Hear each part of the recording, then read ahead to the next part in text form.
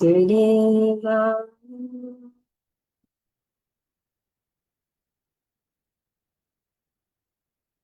Vasudeva Om Bhagavate Vasudeva Narayanam Namaskrityam Chaiva Narottamam Devim Saraswatim Vyasam Tato Jayam Mudirayat Nashtaprayeshu Bhadreshu Nityam Bhagavata Sevaya Bhagavati Uttama Shloke Bhakti Naishtike Om Agyanatimirandhasya Dhyananjana Chakshurunmiritam Yena Tasmai Shri Gurave Namaha Shri Chaitanya Manobhishtam Sthapitam Yena Bhutale Swayam Rupa Kadamahyam Dadati Swapadantikam Vandeham Shri Guru Shri Yuta Padakamalam Shri Gurun Vaishnavamscha Shri Rupam Sagrajatam Sahagana Raghunatham Vitam Tam Sajivam Sadvaitam Savadhutam Parijana Sahitam Krishna Chaitanya Devam Shri Radha Krishna Padan Sahagana Lalita Shri Vishakhanditamscha He Krishna Karuna Sindhu Dinabandhu Jagatpate Gopesha Gopika Kanta Radha Kanta Namastute Tapta Kanchana Gaurangi Radhe Vrindavaneshwari Vishwahanu Sute Devi Pranamami Hare Priye Vanchakalpatarubhyascha Kripa Sindhuvya Evacha Patitanam Pavanebhyo Vaishnavebhyo Namo Namaha Jai Shri Krishna Chaitanya Prabhu Nityananda Shri Advaita Gadadhara Shiva Sadi Gaura Bhakta Hare Krishna Krishna Krishna Hare Hare Hare Rama Rama Rama Hare Hare Vishnu Padaya Krishna Prasthaya Bhutale Prabhupada Priya Shri Girirajaya Swami Suvaktarara Ras Bihari Dihmuktiya Shakladaya Namo Vishnu Padaya Krishna Prasthaya Bhutale Shrimate Bhaktivedanta Swami Namaste Saraswati Devi Gauravani Pracharini Nirvishesha Shunyavani Mukham Karoti Vachalam Pangam Nangayati Girimbe Shri Guruji Krishna. Is it possible for the others to put on their camera? Because I need to camera on here. Mataji, I'm working. That's why I kept it off. And Usha, you're not available. Supriya, Usha. Mataji, Usha texted to say on the group that she is driving. Oh, okay. Right. Hare Krishna, Supriya. After a long time, we're seeing you. Hare Krishna, Mataji. Hare Krishna.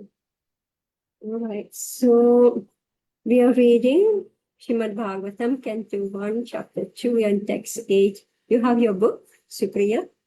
Okay, fine. So this is a very famous verse, extremely famous verse. I mean, this whole second chapter, they are in a nutshell giving us everything that we need to know in the practice of dharma, supreme dharma. So we read Savai Pumsam Paro Dharmo Yato Bhakti. So this text 6, like, is setting, it's like the prelude, let's say the prelude of what is devotional service. So Savai Pumsam Paro Dharma. What is Paradharma? So now we are discussing what is not dharma, but we have to define what is dharma. So this is text 6. And text 7, say what is the effect of this paradharma, which is devotional service. The effect is that we automatically get knowledge of this whole world, and we become detached from this world. Then text 8. Now it's getting more and more, like, more detailed, more, it's being as we say, unpacked. So text 6 was like the setting the theme, and then you say the effect. Now it's going like elaborating on this one point. So if I were you, I would make a summary. If I'm serious about studying this Bhagavatam, I would make a summary of how I would write my own essay of how it is developing from text 6 to 7 to 8. I'm taking a long time with each purport because I have to like teach ABC. But from your side, you need to do some homework. You need to show how it is evolving. It is evolving, meaning how it is elaborating, how it is developing the whole understanding of what is this paradharma. So text 8, dharma swanishtita pumsam vishvakshena kathasuyaha nutpadayat yadi ratim shrama ivahi kevalam. The occupational activities a man performs according to his own position are only so much useless labor. All right, all those activities that we are doing in Varnashram Dharma. So much useless labor. If they do not provoke attraction for the message of the personality of Godhead, if we don't feel inclined to hear Krishna Katha, then all the work that we may be doing in Varnashram is of no use. Varnashram meaning Brahmana, Kshatriya, Vaishya, Shudra, or Brahmachari, Grihastha, Vanapras, Sannyas. So all these occupations that we are doing in these 4 Varna and 4 Ashrama, if it doesn't provoke an attraction to learn about Krishna, then it's all Shrama eva hi kevalam. We wasted our life. Okay, Anupama Mishra, you can read. We will go slowly. So you read one paragraph and then the next. Hare Krishna. The translation, the occupational, this you have read, purport. There are different occupational activities in terms of man's different conceptions of life. To the gross materialist, who cannot see anything beyond the gross material body, there is nothing beyond the senses. Therefore, his occupational activities are limited to concentrated and extended selfishness. Concentrated selfishness centers around the personal body. This is generally seen among the lower animals. Extended selfishness is manifested in human society and centers around family, society, community, nation, and world with a view to gross bodily comfort. Above these gross materialists are the mental speculators who hover aloft in the mental spheres, and their occupational duties involve making poetry and philosophy or propagating some ism with the same aim of selfishness limited to the body and the mind.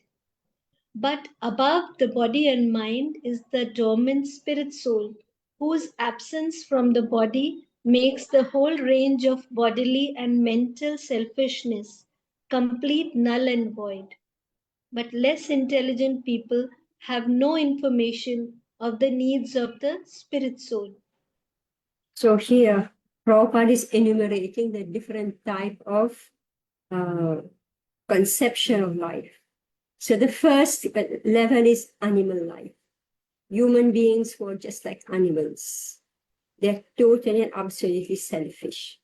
Then the second one is about those who are extended selfishness, meaning they involve their family members, they take care of their family members, they give all priority to their family members. And then when they grow higher, then they go into, okay, let's look at the society, let's look at the community, let's look at the nation. And everything else is only how can I make my body and those who are dependent on me, their bodies comfortable. Then Prabhupada is saying the next level, these are the jnanis. So we spoke about the animal consciousness, then we're speaking of the karmis consciousness. Then is now the third level, meaning we are going higher. So these are the jnanis. So the jnani, they have understood what's the use of all this. You know, we are wasting our time because finally we have to die. Right? So then they put up some philosophy, but they can't go beyond beyond mundane philosophy. So here Prabhupada is saying that they propagate some ism. So they come up with some philosophy. I mean, India is just full of it. As there is some social problem, so one group will come up and they will, try to say, this is how we solve the problem, right? So there is a problem like with the lower class, so we come up with a philosophy for them. Then there's a problem with the women, then they come up with a philosophy for it. Then anyway, whatever they do, like I heard this lecture. So it's like when I'm just speaking of the whole history of the Kali Yuga, the different categories of people, this Varnashram, how it crumbled. So when the Brahmanas, they started to default, actually. They fell from their regulative principles. And Karma Kandiya, the Karma Kandiya Brahmanas who started engaging in animal sacrifice and killing innocent people. So they became more and more materialists. They become more and more materialist. So there was a rebellion against them. So Buddha came, Lord Buddha came. And then his philosophy got distorted. So now, the next generation of people after Buddha, they got disgusted with all these Karma Kandiya philosophy. Smarta Brahmana, they got completely disgusted with all that. So what happened? They became Buddhists. The Kshatriyas became Buddhists. All right. So the Brahmana fell from their position, and the Kshatriyas are dependent on the Brahmanas. So the Kshatriyas became Buddhists. And then when the Kshatriyas, so they were also being so cruel, and the Vaishya community was dependent on the Kshatriyas. So then the Vaishya became Jain. So that's how you find all over India, you find the Jain, they're all, the Vaishya community. And then the Shudra community, when they got disgusted, then they became Christians and Muslims. So this is the whole scene of what was happening here. So somebody come up with an ism. So Buddhism, then Jainism, then I don't know what else came, right? So this is how, and nobody's happy. Nobody's happy. Today there are hardly any Buddhists. I heard that all the Buddhists, they are meat eaters. Most of the Buddhists are meat eaters. This is what I heard. Then we find among the Jain, their system is so harsh that when Hare Krishna movement exploded, they were so happy they joined in. They found some joy in it. I don't know how many people who are Jain, they have joined the Hare Krishna movement. And they finally they could get rid of all those harsh, super harsh austerities that they have to do. And a lot of it was very intellectual, just like the Buddha was, intellectual. Buddha means intellectual. Jainism also has such a philosophy that you can't make head or tail of it. But the end product of it all is that such harsh practices, austere practices in imitation of King Rishabdev. So people want to follow something. They want to accept some type of dharma. They don't know which one. They don't know which one, right? So people who are very smart, who write poetry, and who write, so they cook up some philosophy, some ism, that it's all limited to body. So, but above the body and mind, the dormant spirit soul, this who us, who us. Just imagine that all of us, we are scheduled to leave our body, right? Meaning the soul will again go dormant. When the soul leaves the body dies, but where does the soul go? It goes dormant. It goes in sushupti, in deep sleep.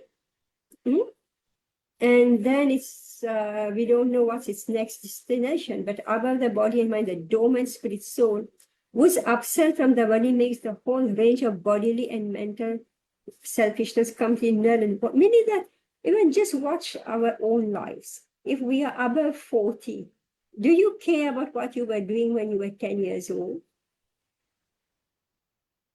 Does any one of us here, do we care what we were doing when we were 10 years old? It's gone. It's null and void. It's gone, right? If by good luck, if we can even remember, our table, mathematical table, by good luck, if we can even remember, everything is gone at this age, right? So that's what Prabhupada is saying, so in this life itself, you don't care what you were doing when you were 10 years old or 20, even 30 years old, you don't care. Right now you're 40, you're 50, you're 60, you're only dealing with the body. Everything is about the body now, right? How to deal with the body, how to take care of this collapsing body. So, and you don't care what you were doing when you were 50. So when you change your body, the next birth, you're not going to care a fig about your previous life and all the activities that you were doing. You won't care a fig. If there was any pending karma, then you will carry forward for some time, and then after that, okay, you're done with it. Then this is your new life, your new karma, your new desires. I was just hearing one lady, she's explaining that between the age and 30 and 35, you're done with your previous life's desires. Now you're living your present life. And now you're going to create your new desires. Then you're going to die, and again you're going to discard it. So it's ridiculous. It's completely ridiculous. And everybody else is trying to facilitate your dream and their own dream. Right? Okay, go on. Because foolish people have no information of the soul and how it is beyond the purview of the body and mind, they are not satisfied in the performance of their occupational duties. The question of the satisfaction of the self is raised herein. The self is beyond the gross body and subtle mind. He is potent, active principle of the body and mind. Without knowing the need of the dormant soul, one cannot be happy simply with emolument of the body and mind. The body and mind are but superfluous outer coverings of the spirit soul. The spirit soul's needs must be fulfilled. Simply by cleansing the cage of the bird, one does not satisfy the bird. One must actually know the needs of the bird itself. Yes, go on. The need of the spirit soul is that he wants to get out of the limited sphere of material bondage and fulfill his desire for complete freedom. He wants to get out of the covered walls of the greater universe. He wants to see the free light and the spirit. That complete freedom is achieved when he meets the complete spirit, the personality of Godhead. There is a dormant affection for God within everyone. Spiritual existence is manifested through the gross body and mind in the form of perverted affection for gross and subtle matter. Therefore, we have to engage ourselves in occupational engagements that will evoke our divine consciousness. This is possible only by hearing and chanting the divine activities of the Supreme Lord. and any occupational activity which does not help one to achieve attachment for hearing and chanting the transcendental message of Godhead is said herein to be simply a waste of time. This is because other occupational duties, whatever ism they may belong to, cannot give liberation to the soul. Even the activities of the salvationists are considered to be useless because of their failure to pick up the fountainhead of all liberties. The gross materialist can practically see that his material gain is limited only to time and space, either in this world or in the other. Even if he goes up to the Swargaloka, he will find no permanent abode for his hankering soul.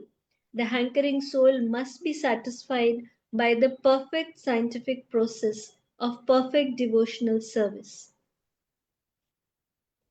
It is the need of the spirit soul. It is the need of the spirit soul.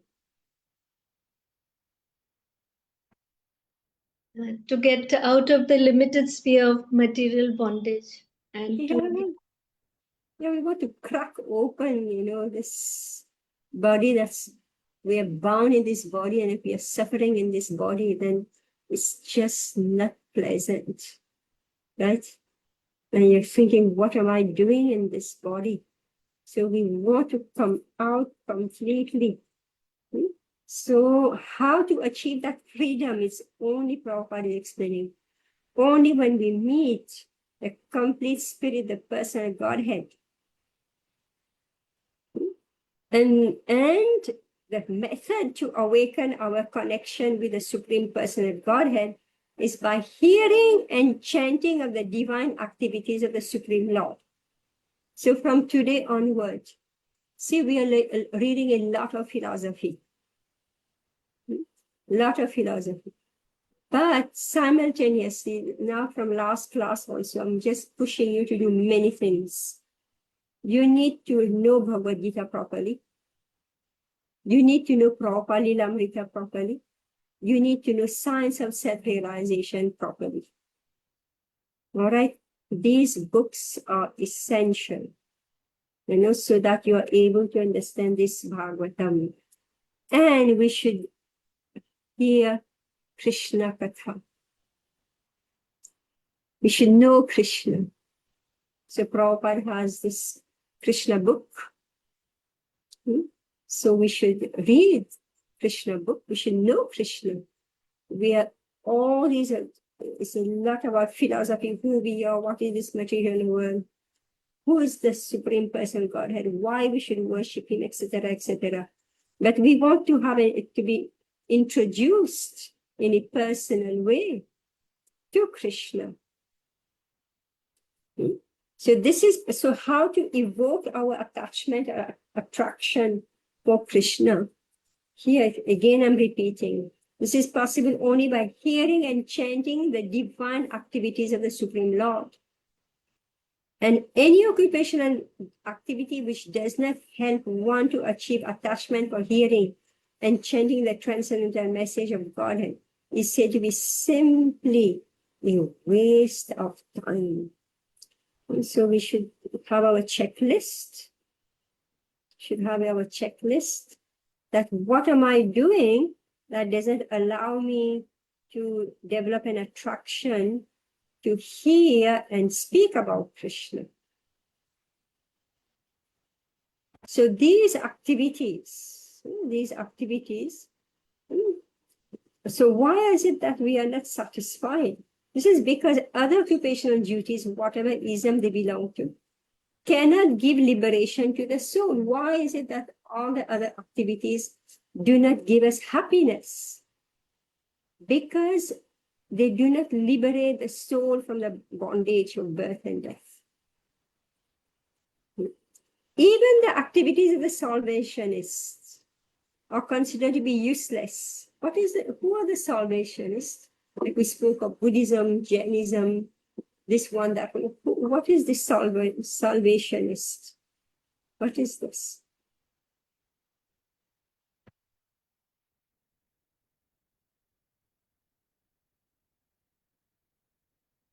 They find out what is this salvationist and tell me. We can't live They- any. They aim at least Buddhism, Jainism, the aim is to break the cycle of birth and death, to seek salvation, and in Christianity also they use the word salvation, but Yeah, so who are this? Even the activities of the salvationists are considered useless. Why? Because of the failure to pick up the fountainhead of all liberties.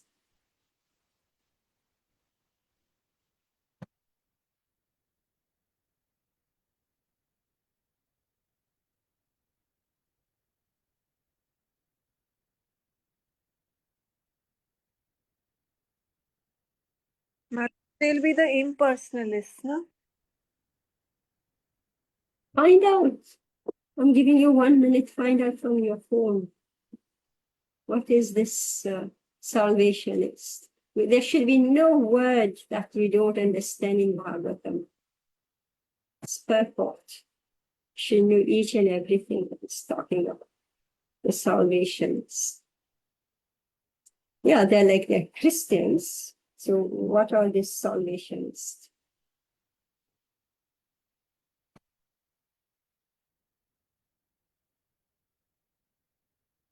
it says evangelist. Yeah, and what they were doing, this evangelist? They preach salvation and deliverance from sin, etc. Yes, so here Prabhupada is saying even the activities of the salvationists are considered useless. Why? Because of the failure to pick up the fountainhead of all liberties, meaning that you're thinking salvation, I will be free from this material world, but I don't become free from the material world. Why? Because they haven't touched the fountainhead of all liberties. What is this liberties? Fountainhead of all liberties. What is all this? Fountainhead. Fountainhead is complete joy and liberty that is synonymous with Sri Krishna. No, I'm speaking English here. What is this liberties? Fountainhead of all liberties.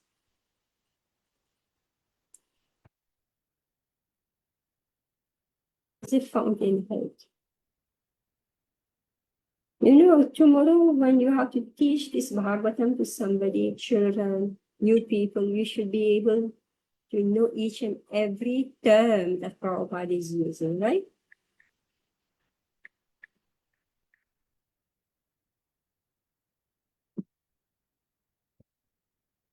Fountainhead. The original source of something, all right? All right, this is fountainhead. This is the meaning of fountainhead, the original source of something. Now, what is this liberties?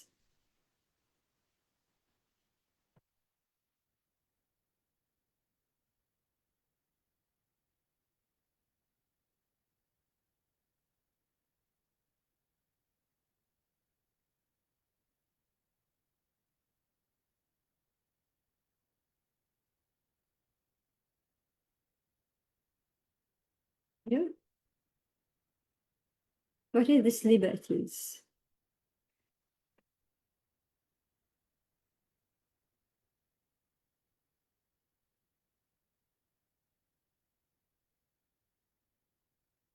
Seen a fountain, you know? You know what's like a fountain? You've seen a fountain? Right?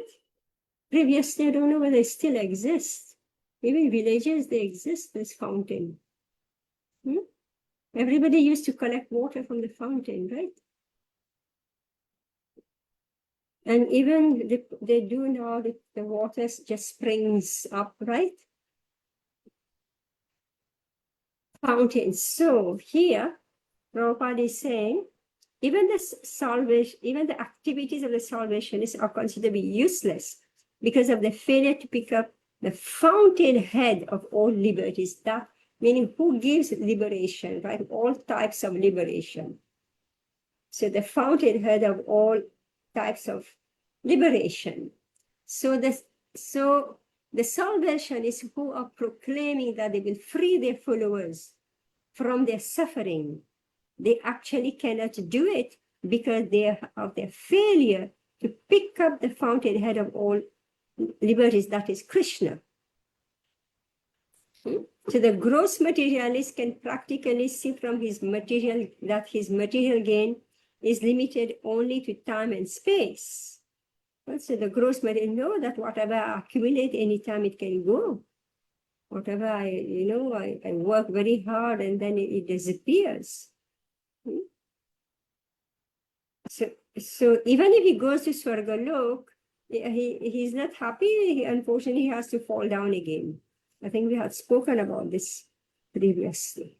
So the hankering soul must be satisfied by the perfect scientific process of perfect devotional service. So this is the theme of this Shrimad Bhagavatam.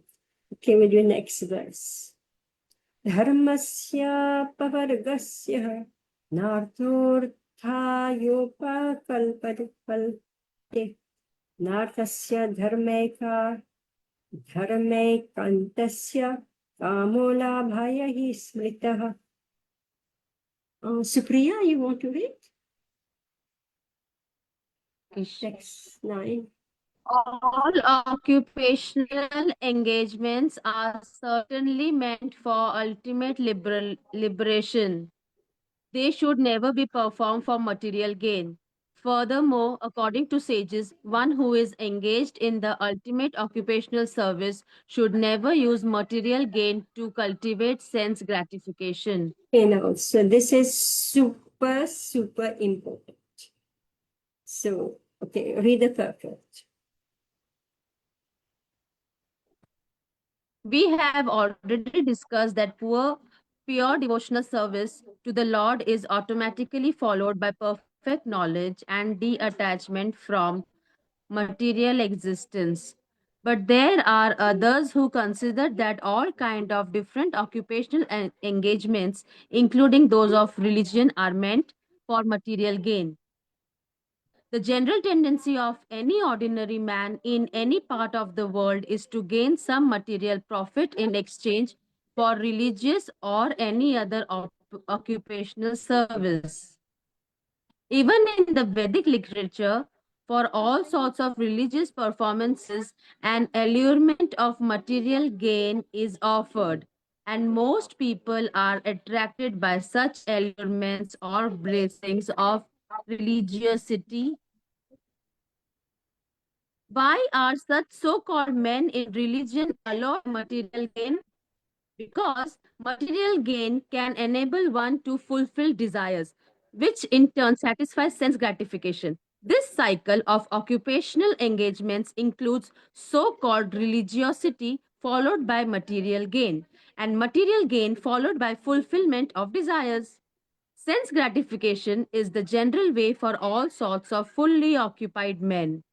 But in the statement of Suta Goswami, as per the verdict of the Srimad Bhagavatam, this is nullified by the present shloka. One should not engage himself in any sort of occupational services for material gain only, nor should material gain be utilized for sense gratification. How material gain should be utilized is described as follows.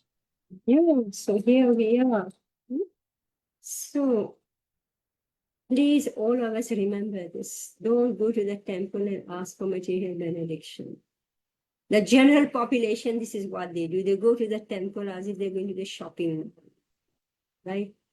Fulfillment of material desires. And if we get material benefits, we should not use it for sense gratification. Is this clear? I mean, this is an instruction, right? This is a Vedic instruction. All occupational engagement are certainly meant for ultimate liberation, meaning Brahman, Kshatriya, Vaishya, Shudra, and Brahmachari, Grihastha, Vanaprasth, Sannyas. All these occupations, they are meant for ultimate liberation. And this is why there are such strict rules in each and every varna and ashrama, because the whole system is how can I make this soul more and more pure so that we can become liberated. So therefore, we must not use the method of devotional service for ordinary religion. All right? We should not come in that category where you're in the temple, only give me this, give me that, and then I'll give this to you, and we feed each other materially. No. The general tendency of any ordinary man in any part of the world is to gain material profit in exchange for religious or any other occupational service. So Prabhupada says, even in the Vedas, benefits are offered. Sometimes when you're preaching, you have to also say, if you do this, you will get this. Otherwise, nobody will do anything. When you go begging for donation, right, you have to say, please give. It's very good for you to give. You will get more in return. And you don't want to say it, but you have to say it because then they will give. Otherwise, they won't give anything. Just heard this one lady say that, and all karma, anyway, it is also Bhagavad Gita. Dan, yajna, tapasya, these three are never to be given up. Now, for ordinary people, Dan is essential. For ordinary people, Dan is super essential because they have to start to open their heart and give. Give. If they don't give, then they become absolutely and completely self-centered. And they are doomed. Those who don't give, they are doomed. Their wealth will their wealth will be taken away by thieves, by providence, by disease, doctors, thieves, right? It's either you give willingly or it's taken away from you by force.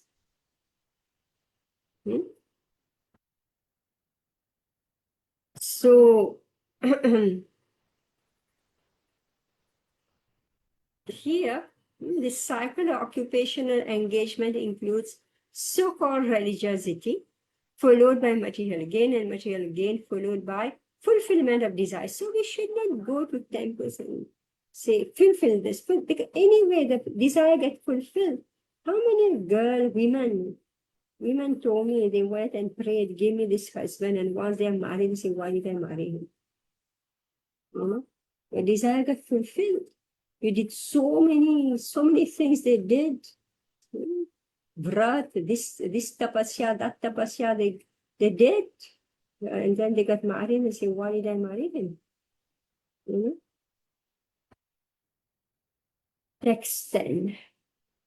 Kamasya nendriya priti labho jiveta yavata jivasya tattva jigyasa natho yascheha karmabhi. Labanji, you want to read?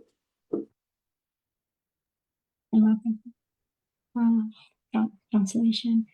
Life's desire does never be direct. Should never be direct. Life's desire should never be directed towards sense gratification. One shall desire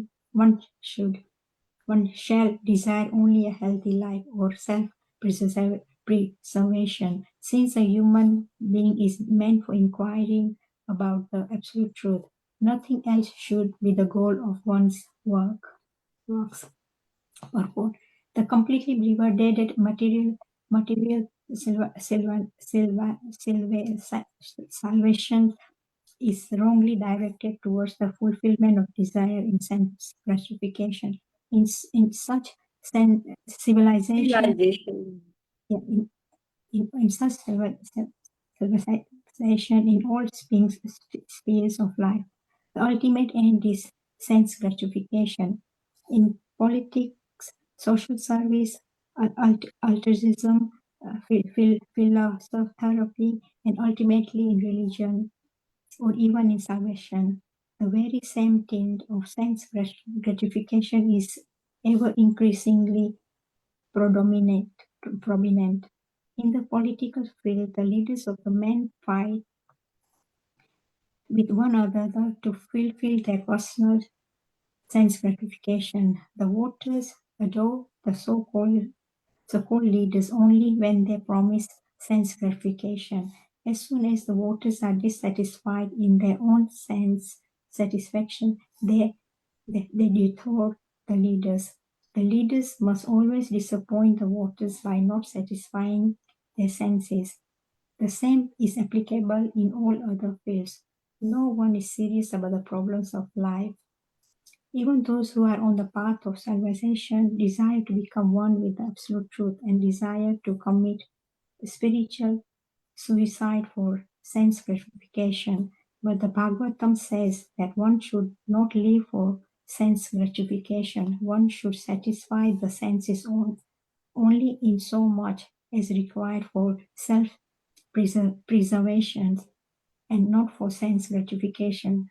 Because the body is made of senses, which also requires certain amount of satisfaction, there are regulative direction for satisfaction for such senses. The senses are not meant for unrestricted enjoyment.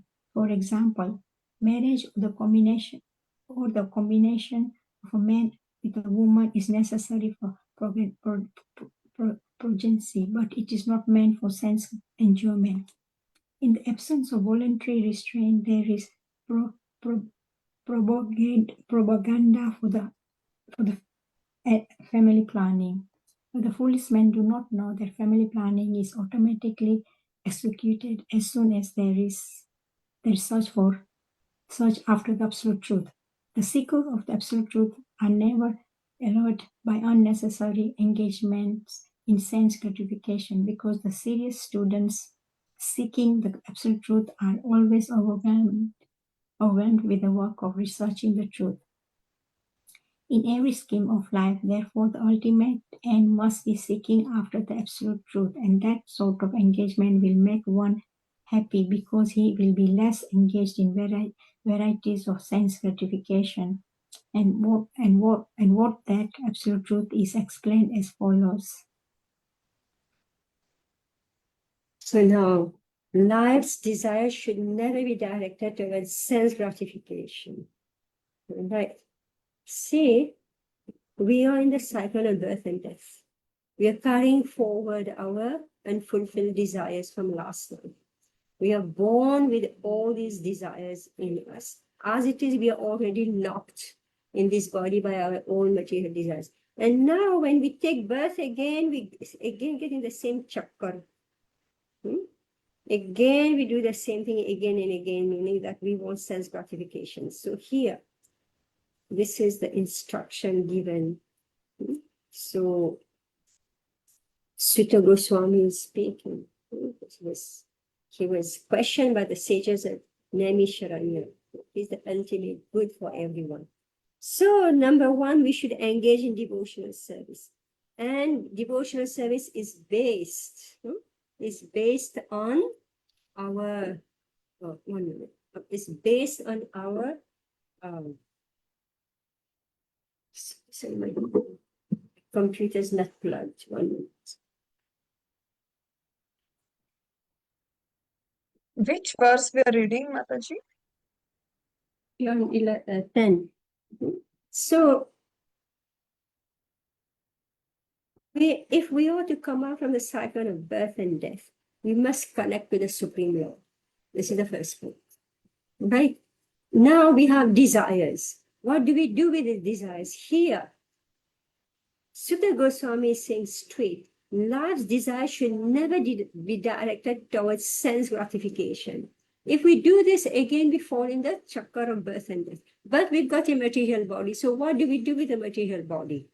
One should desire only healthy life or self-preservation, since a human being is meant for inquiry about the absolute truth. So this is a very important point that, I hope, say we can't be overly attached to the body. At the same time, we should not be under-attached that we neglect our bodies, right? Because instruction is given that this human body is very valuable. If you are so much in pain, you're wasting your time only running from one doctor to the next, and you don't. And why do we usually run from one doctor to the next? Because we neglect our health. We say a stitch in time saves 9, right? So we are careless in everything, and then suddenly there's some big disease. Rashmi, she's a doctor, she knows, right? Usually it is going against the laws of hygiene, going against the law of nature. That's why we fall sick. So one should desire only a healthy life or self-preservation. So we should put in at every stage of life, the body is developing or breaking down. After the age of 50, it is sloped downhill, right? So we have to take care of the body or self-preservation, because if the body is so crippled, how will you continue your inquiry about the absolute truth? How will you do your bhajan? Right? If you're so much harassed by the body, how will you do your bhajan? One should satisfy the senses only as much as in so much as required for self-preservation, and not for sense gratification. Because the body is made of senses, which also requires a certain amount of satisfaction, there are regulative directions for satisfaction of such senses. But the senses are not meant for unrestricted enjoyment. Now, Prabhupada put it very clearly. For example, marriage or the combination of a man with a woman is necessary for progeny, but it is not meant for sense enjoyment. In the absence of voluntary restraint, there is propaganda for family planning. But foolish men do not know that family planning is automatically executed as soon as there is search after the absolute truth.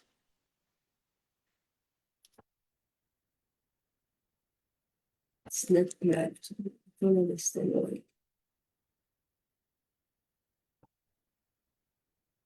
Anyway, so here,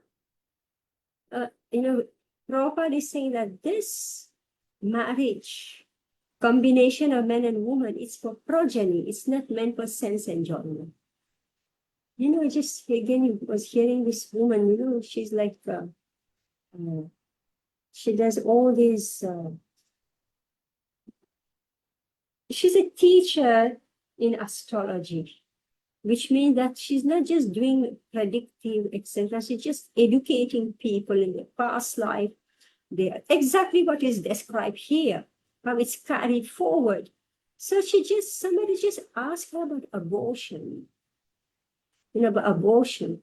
So she said that the person who has been aborted will come back to that mother again.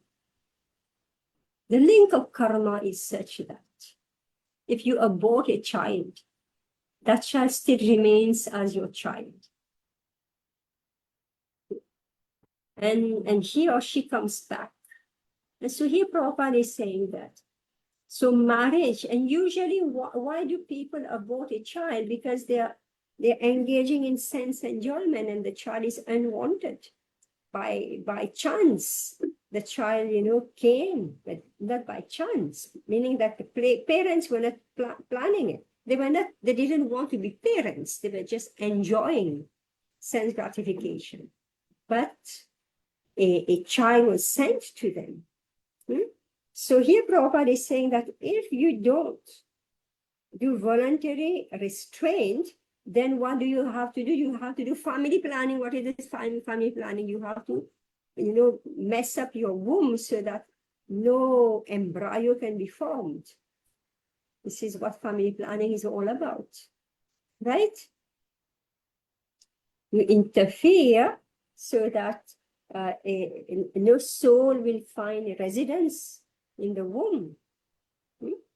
And Prabhupada is saying that, but if we are so much engaged in devotional service, automatically there is family planning. Automatically. So they will have 1, 2 child, 3 children, maybe they won't have 10 children, or they won't kill 7 of them and keep only, 1 or 2 of them.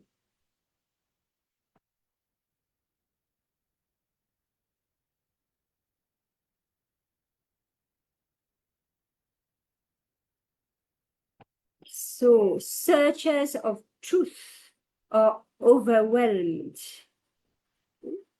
The serious students seeking the absolute truth are always overwhelmed with the work of researching the truth. So I have just made a side point here. I just heard that lady, she said that however many children you abort, these children are waiting for you again. They will come back to you.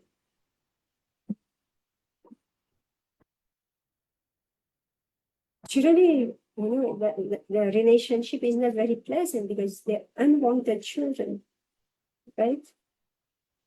So it's very risky. So life's desire should never be directed towards sense gratification. One should desire only a healthy life or self-preservation. Since a human being is meant for inquiry about the absolute truth, nothing else should be the goal of one's works.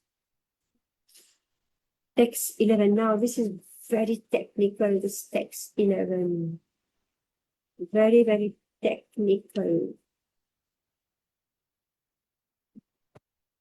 Varanti tattvavidas tattvam yajnanam advayam brahmeti paramatmeti bhagavaniti shabdyate. Ashwini, you can read this and we should all memorize this verse because millions and millions of discussion are going to rotate around this one verse. Purport is short, but it will move it throughout the Bhagavatam, throughout the Vedic literatures. So we know this, understand this. Can we? Translation. Learned transcendentalists who know the absolute truth call this non-dual substance Brahman, Paramatma or Bhagwan. Purport by His Divine Grace, A.C. Bhaktivedanta Swami Srila Prabhupada ki jai. The absolute truth is both subject and object, and there is no qualitative difference there. Therefore, Brahman, Paramatma and Bhagwan are quantitatively one and the same. The same substance is realized as impersonal Brahman by the students of Upanishads, as localized Paramatma by the Hiranyagarbhas or the yogis, and as Bhagwan by the devotees. In other words, Bhagavan or the personality of Godhead is the last word of absolute truth. Paramatma is the partial representation of the personality of Godhead. And the impersonal Brahman is the glowing effulgence of the personality of Godhead. As the sun rays are to the sun god, less intelligent students of either of the above school sometimes argue in favor of their own respective realization, but those who are perfect seers of the absolute truth know well that the above 3 features of the one absolute truth are different perspective views seen from different angles of vision. As it is explained in the first shloka of the first chapter of Bhagavatam, the supreme truth is self-sufficient, cognizant, and free from the illusion of relativity. In the relative world, the knower is different from the known. But in the absolute truth, both the knower and the known are one and the same thing. In the relative world, the nor is the living spirit or superior energy, whereas the known is inert matter or inferior energy. Therefore, there is a duality of inferior and superior energy, whereas in absolute realm, both the knower and the known are of the same superior energy.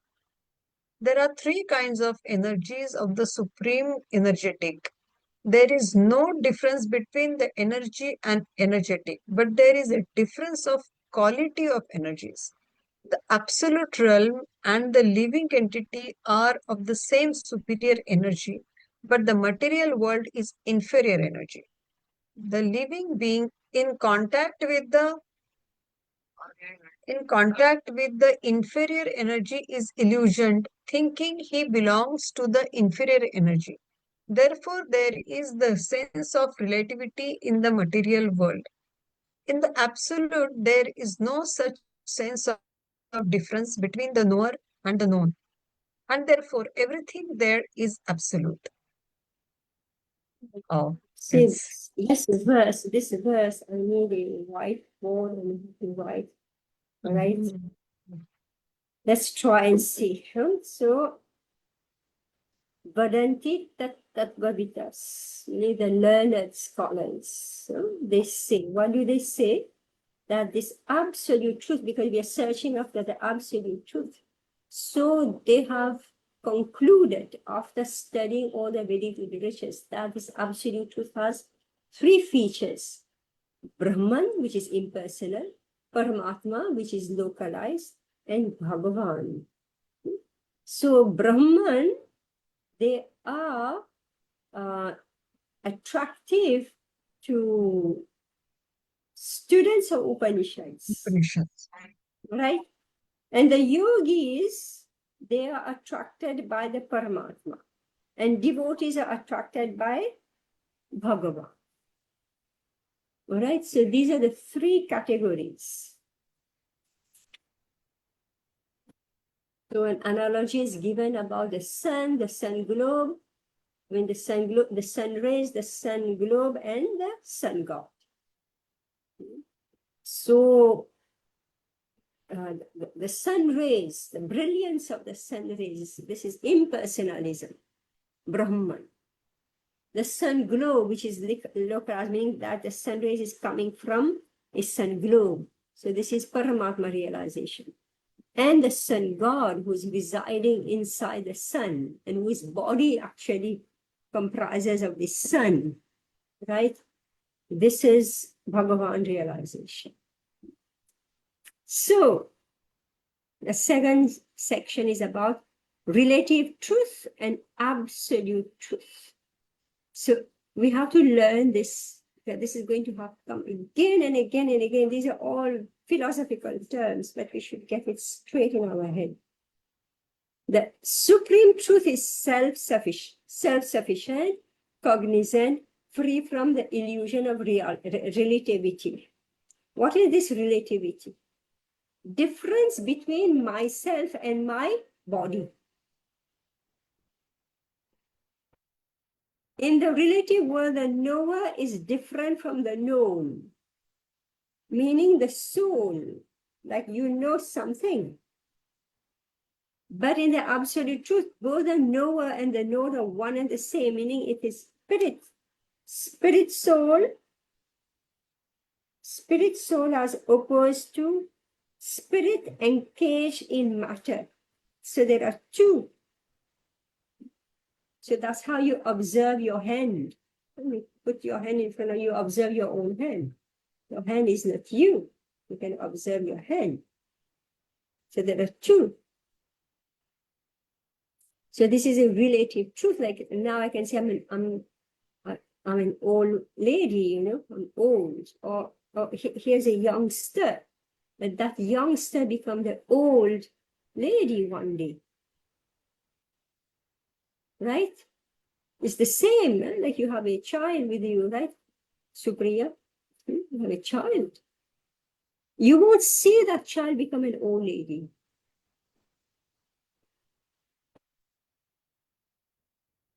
Right? But everybody knows. and the child becomes the old girl, old lady. So it's relative. My body is changing. It's not an absolute truth. So my body is not an absolute truth. You actually change the body. So in the relative world, the knower is different from the known. So you are knowing so many things that you're seeing the body of the child. And then suddenly, the object that you're seeing changes, metamorphoses into something else. It's strange, but we accept it as our reality, and we find nothing strange about it. We are just so happy my child is growing up. Now my child is an adult. We're not finding anything strange about it. Is it true? So those who thinkers, those who are thinkers, and what happened? My 16-year-old girl, no? My 16-year-old boy suddenly is 35 years old. My feelings are still the same, but I'm not finding it strange. I'm happy my child is grown up, now he's mature, now he's earning. It's strange, but we accept it. So it's only when somebody's opening the eyes, oh Magyana Tivinandasya, Jnana Jana Shalakaya, then you start to realize that, oh, what is happening here?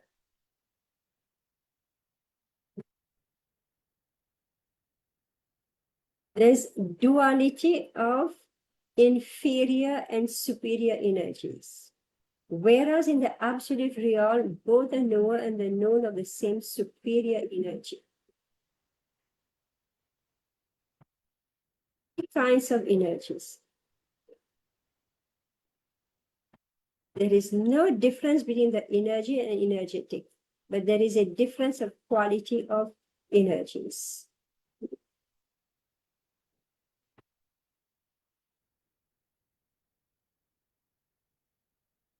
This is so complicated. I don't know how to explain all this just verbally. I usually use images. Anyway, I'll see how. Maybe I'll send you some notes. You can check that. Maybe I'll send you some notes and define. We'll take it again next week. All right. We'll take it again next week. Otherwise, as it is, we are sufficiently bewildered. After the second paragraph, we'll take it again. There is like so much philosophy this. All right. You have any question?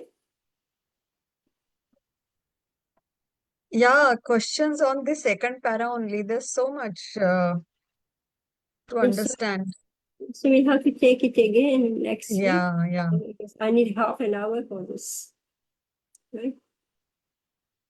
Yes, Mataji, please take it because that is actually quite interesting Yes. with a fresh mind. But at least I've given you an example of what is relative, right? Right? The changing body. The changing body of your child, right?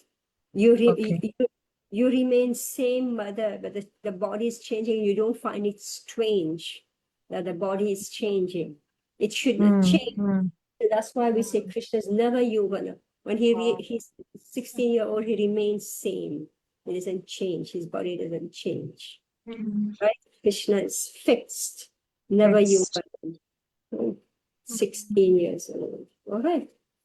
Thank you. Hare Krishna. Thank you very much, Mataji. Hare Krishna. Rashmi, you have some question? Mataji, in verse 9, the occasional engagements are certainly meant for ultimate liberation. They should not come for material gain. So, Mataji, whatever occupation we are doing today, they are. If we were not if I'm not getting a salary in the hospital, then why will I work? So So there is some amount of material gain is there only. Actually, the in today's world, the desire to serve is less. The more it is material gain. That I want to serve the. For example, if I'm a doctor, my need to serve patients is less, but material gain is more. That I will be paid a salary.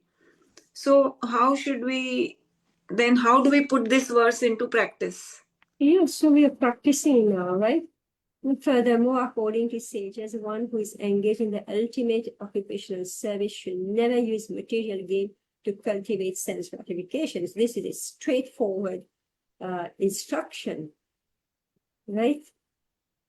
So whatever I'm earning from my occupation, so it should be used in Krishna's service, and that's how the system of Varnashram worked well, because everybody use their own ability, and whatever the fruit of their labor, they use it in Krishna's service, right?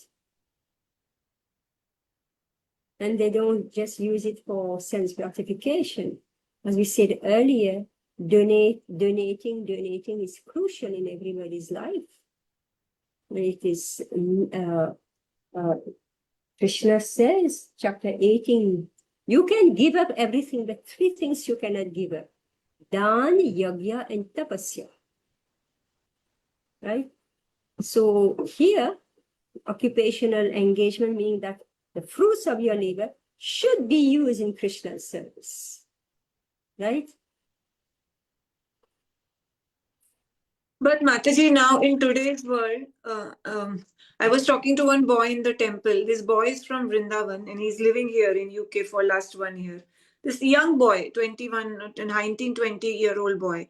And he was telling me that, oh Mataji, wherever in Vrindavan, wherever there is dharma, all the, he's saying, I've seen in Vrindavan enough, wherever there is dharma, there is money.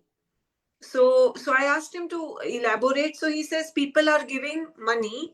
People, the general public, they are innocent people. So they are giving money for dharma, but not necessarily what they are giving for dharma is actually being used for the purpose that they are giving. So how does the common person realize, like us people, how do we realize where we are giving the money?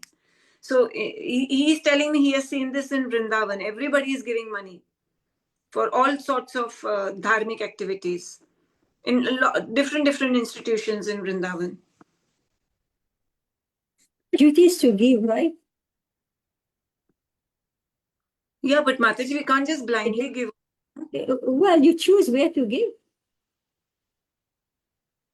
Hmm.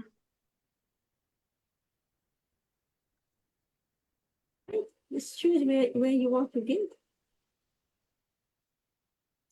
Yes, Mataji. And how you want to give. But the point is that you have to give. Yes. Yeah, I can't say I don't know how the person you're going to use, so therefore I'm not going to give. Right? Yes. You know, I remember I was in Radhakund.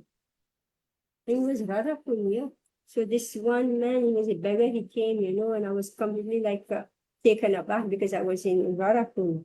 So maybe I gave him some money and he went straight to the shop and bought tobacco. Hmm. Yeah.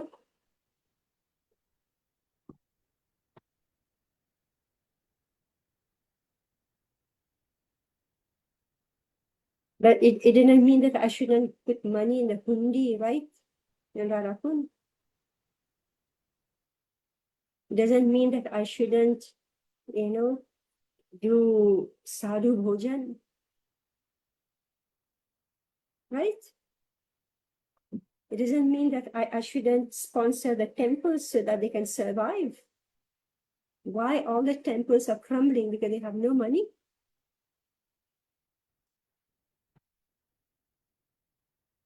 So if something is lost, let the people take the karma for it. Do you know how much karma is involved if we take donation meant for the deities?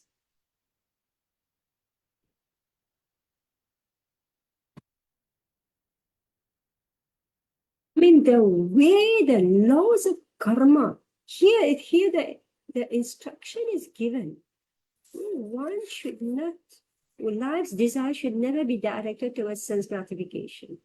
One should desire only a healthy life or self-preservation, since a human being is meant for inquiry about the absolute truth. Nothing else should be the goal of one's works. So we say, why was India invaded and lost all the holy places? Right? Misuse, right? Misuse of dharma. So therefore, in the guise of thieves, dharma strikes, right? But are we happy about it? I'm just asking a simple question. Are you happy about it? No, we want the real thing. And the Acharya, they're struggling to give us back the real thing, even if there are crooks everywhere. Prabhupada, throughout his books, he is screaming out, charlatans everywhere, right? Read this book, Science of Self-Realization. There's one section, Saints and Swindlers.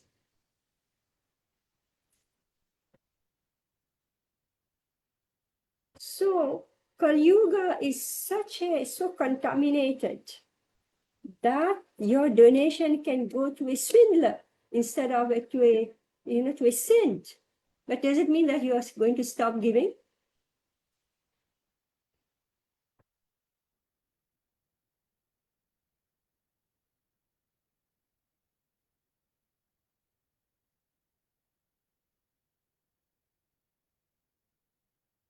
So like I asked this one very big donor here in June.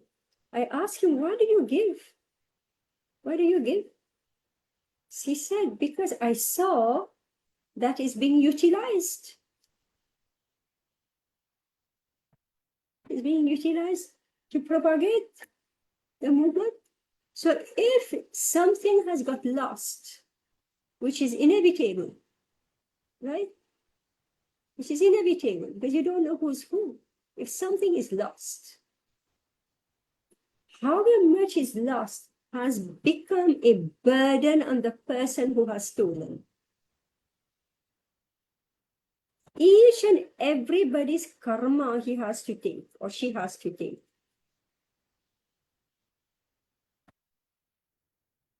When you read, all these astrological things, they are not, lucky they are not just talking, predictive, that they are giving so much education. Even I read that this Garud Puran, whole list, if you steal from a temple, you steal fruits from a temple, you steal flowers from a temple, there is reaction.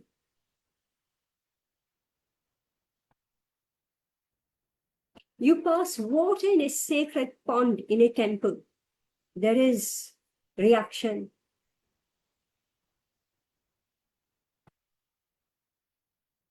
And you pollute the holy places, there's reaction for the individual.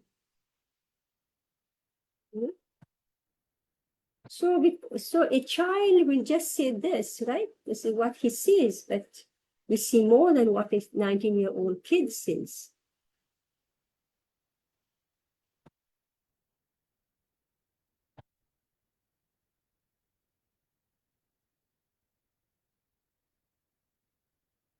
It's like I'm just thinking of Mayapur. How much the ISKCON devotees, through their donation, they have bring back, lost places were just crumbling.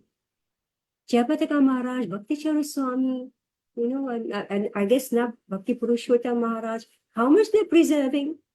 And if we don't donate, then how will they survive? Everything will be lost. Okay, it's very late.